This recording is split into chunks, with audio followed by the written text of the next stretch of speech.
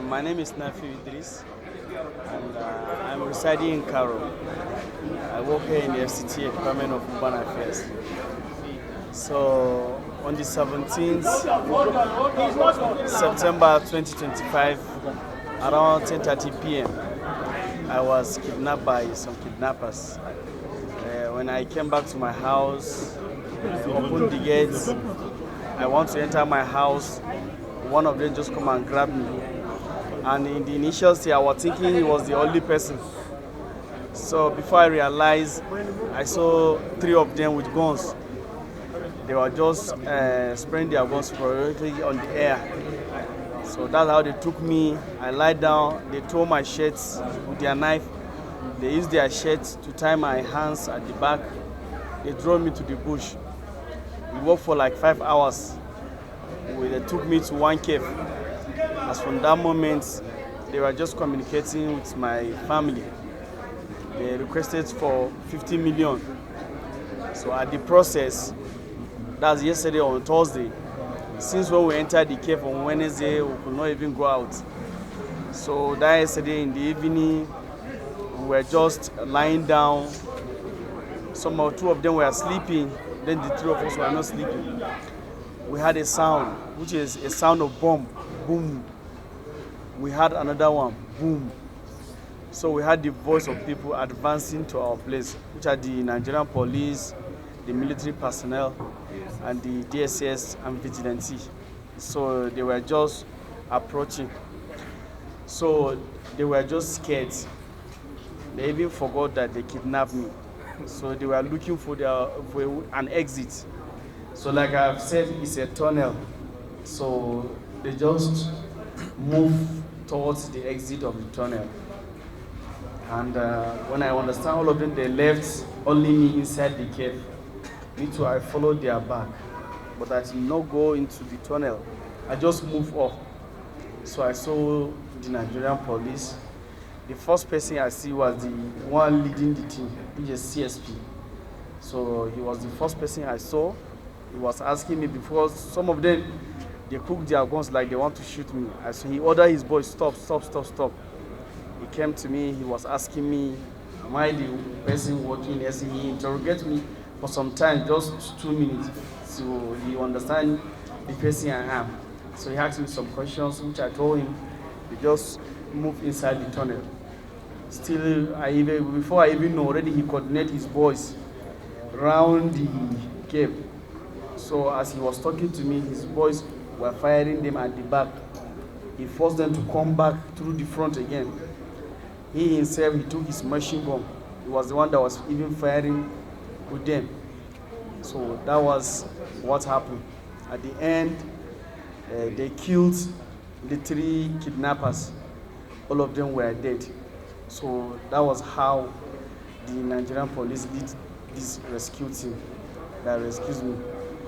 I have an experience yesterday, and I want to say this thing to the media. I believe if there is a maximum cooperation given to our policemen, they can do more. They can do more. So, and information sharing is good because they conduct the thing. I don't even know what to say. It's God that brought them to me. I don't know that they have been tracking, they have been working. We just saw them there. Because where they took me, I worked for like 5 hours. If you see me, I was limping. But the policemen with the soldiers and other sister agencies, they were there. I believe, even though when they want to enter the tunnel, it was the policemen that lead the team. All of them, they played their vital roles. I want to thank the police because they are on top of this thing. For them to even trace us to that place is another thing. Even I'm limping. I trekked for 5 hours. Seriously, I want to thank the Nigerian police force. And like I've said, information sharing is good. We, the public, if we can work with them. Even when these things happen, my landlord have to call the police. Since that very day in the night, the police, they were on it. Different units, they were on it before the anti-crime unit. So it's a work done by the police. I would still want to thank them. They have did a good job. So the public, we should be giving the information. And I want to appeal to the, at this meeting, I want to thank the minister and my MC coordinator and my acting director. They played a vital role because I've been in contact with the police to make sure I'm rescued safely, which, as you can see, I'm working now. Thank you very much. Thank you very much, Nigerian Police. Yes. Can you share your name again and where it happened? My name is Nafiu Idris, and I was kidnapped in my house in Karu. Yes, Karu. At what time? Around 10:30 p.m. in the night. I was together with them since that until when the police rescued me yesterday, around 6:30. Because they even spent like 40 minutes, they were just firing with them before they finished them. So do you know the numbers of them? They were four. So what happened is that they were 4 plus me 5. Then before the police came, one of them said he would be going out. That was the first time somebody was even going out. Because since when we entered that place, nobody has ever went out. Because farmers, we have been hearing voice of farmers, and they don't want anybody to know that we are inside. So he just went out because some of the money they collect from me and this in my pocket, it is waste because all this will fall on us. So they just went and spread the money on the ground like this. So I believe it was that time when he had this bomb or he saw the security personnel coming that he just run. So, but we could not trace him. Will you say it happens within FCT or they took you out of FCT? Based on my understanding, they took me from FCT, I believe, to out of FCT. Okay, looking at them, how do they look? National FCT border. Looking at the criminals, how do they look like? They look like graduates or? They are not graduates. They cannot even speak English. They don't even know what they are doing. They are not graduates. Yes. My name is Henry Chichi. What's brought you out? Okay. On the 16th of August, 2025, some kidnappers came to my house in St. Karu. It took them about roughly close to about an hour to break through into my house, and they kidnapped me. I was marched on foot for about 5 hours, similar to the same incident again. I was taken to, I wouldn't know if it's Abuja or so, but I didn't know Abuja do have kind of forest.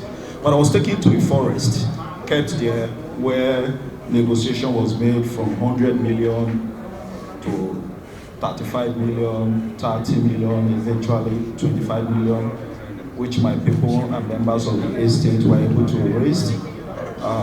Thankfully, Mr. Mustafa. Yes, thankfully, the police were on their trail.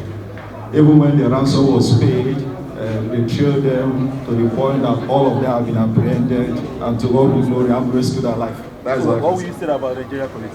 Oh, the Nigerian police are really very professional. In fact, from the point where they came to my house, watched the CCTV, they actually took inventory, picked the gun pellets that came, take a statement from those who were around, my neighbors, and so on. So I would say they were actually professional, and they did their best, to be honest. For them to get these suspects, I mean, you give it an A1 to the Nigerian police. Thank you so much. Thepremiernews Idris Karu. He's my colleague. Coincidentally, he left my house at about 10:05 p.m. We are not far from each other. So while going home, and then I thought he has arrived until I got call at about 11:57 p.m. Hearing his voice, and then the kidnappers collected the phone to inform me that he has been kidnapped and is under their custody. They spent another 10 minutes and called me back that they are demanding a ransom of 50 million and no less.